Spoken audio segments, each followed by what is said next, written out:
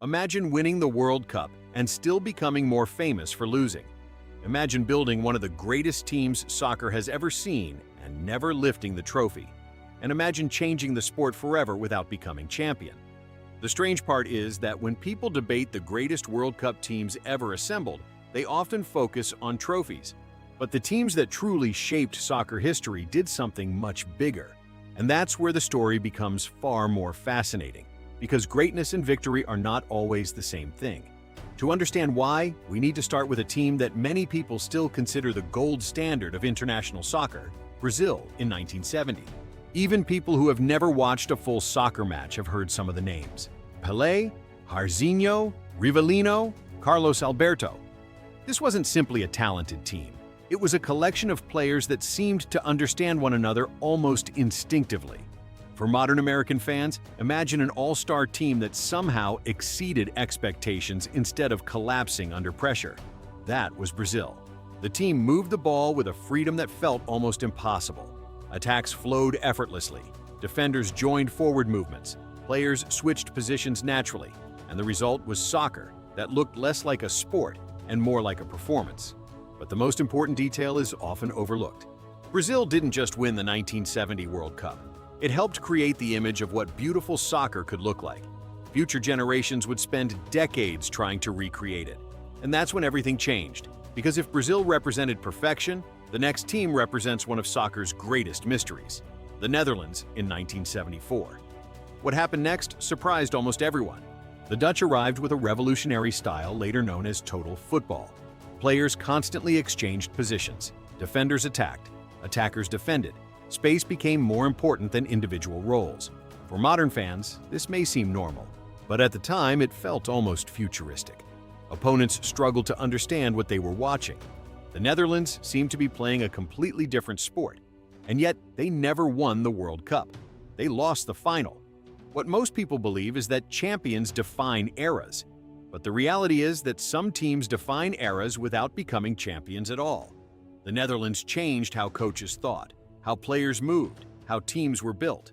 Their influence survived long after the trophy went elsewhere, and that's why they remain one of the most important teams ever assembled. But that's only part of the story, because greatness sometimes arrives when nobody expects it. Which brings us to Italy in 1982. At the beginning of the tournament, few people viewed Italy as a favorite. The team struggled early, criticism grew, confidence seemed fragile. Then something remarkable happened. Italy suddenly came alive. Paolo Rossi exploded into form. Victories started piling up, and one of the most iconic matches in World Cup history followed: Italy against Brazil. To understand why this mattered, you have to understand who Brazil was. Many believed Brazil had the superior team. Many believed Brazil would win the tournament. Instead, Italy shocked the world. And that's when soccer reminded everyone of an important lesson. Talent alone doesn't decide greatness. Timing matters, momentum matters, belief matters. Italy would go on to win the World Cup. And decades later, that run remains one of the sport's most dramatic transformations. But the game itself was still evolving. And another historic team was waiting: France in 1998.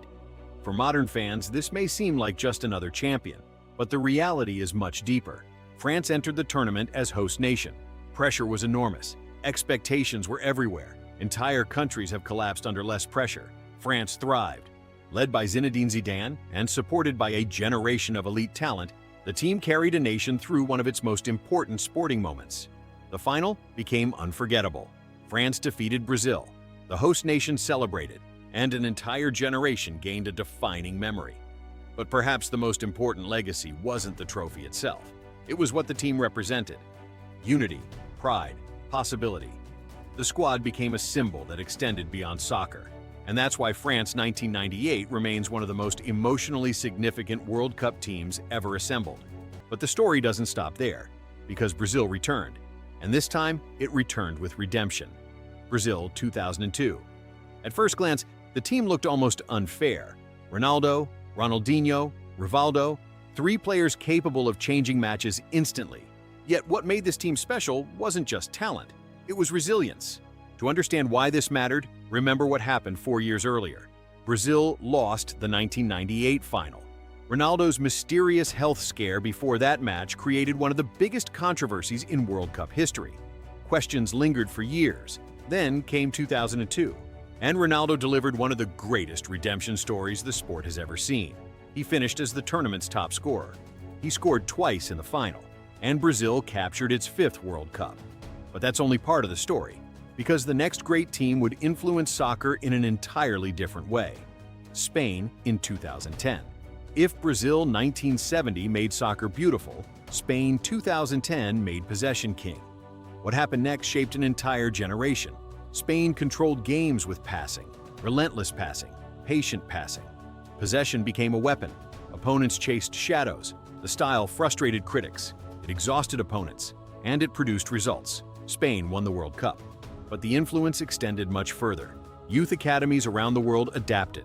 Coaches changed systems. Entire football philosophies evolved. For years, teams everywhere tried to imitate Spain.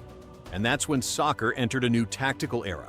But eventually, every revolution creates a response. And Germany provided it. Germany 2014. For modern fans, one match immediately comes to mind. Brazil versus Germany, 7-1. One of the most shocking scorelines in sports history. But focusing only on that result misses the larger story. Germany's success came from years of planning. Youth development, infrastructure, long-term vision. The team blended technical quality with tactical discipline. And when the World Cup arrived, everything came together. The result wasn't merely a champion. It was proof that sustained investment and patience could create greatness. And that lesson influenced countries across the globe. But perhaps the most recent example is also one of the most emotional, Argentina in 2022.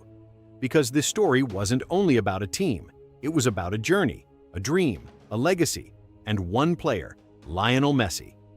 For years, Messi had achieved almost everything possible in club soccer. Yet one achievement remained missing: the World Cup. Pressure followed him everywhere. Comparisons never stopped. Questions lingered. Then came Qatar 2022. What happened next felt almost cinematic. Argentina survived setbacks, won dramatic matches, faced enormous pressure, and eventually reached the final. The final itself became one of the greatest games ever played. Moments of brilliance, momentum swings, late drama, penalty kicks, and finally, victory. Argentina lifted the trophy. Messi completed his story, and an entire nation celebrated. But the most important detail is often overlooked. Argentina 2022 wasn't remembered only because it won. It was remembered because millions of people felt emotionally connected to the journey. And that's where the real answer begins to emerge. Because when we ask what makes a World Cup team truly great, most people look at trophies. But the reality is much deeper. Brazil 1970 showed what beautiful soccer could be. The Netherlands 1974 reinvented tactics. Italy 1982 proved belief can overcome expectations. France 1998 united a nation. Brazil 2002 delivered redemption. Spain 2010 changed how the game was played. Germany 2014 demonstrated the power of long-term vision. Argentina 2022 created one of the sport's most emotional stories. Different teams, different eras, different paths, yet all remembered for something larger than victory. And perhaps that's the true secret behind World Cup greatness. The greatest teams don't simply win tournaments, they leave fingerprints on the future. They inspire new generations. They influence how soccer evolves. They create moments people remember for decades. And long after the final whistle, their stories continue. Because true greatness isn't measured only by trophies. It's measured by impact. It's measured by influence. It's measured by what comes after. So which World Cup team do you think was the greatest ever assembled? And is there a legendary team we should have included? Let me know in the comments. Thanks for watching The World Game, and I'll see you in the next story.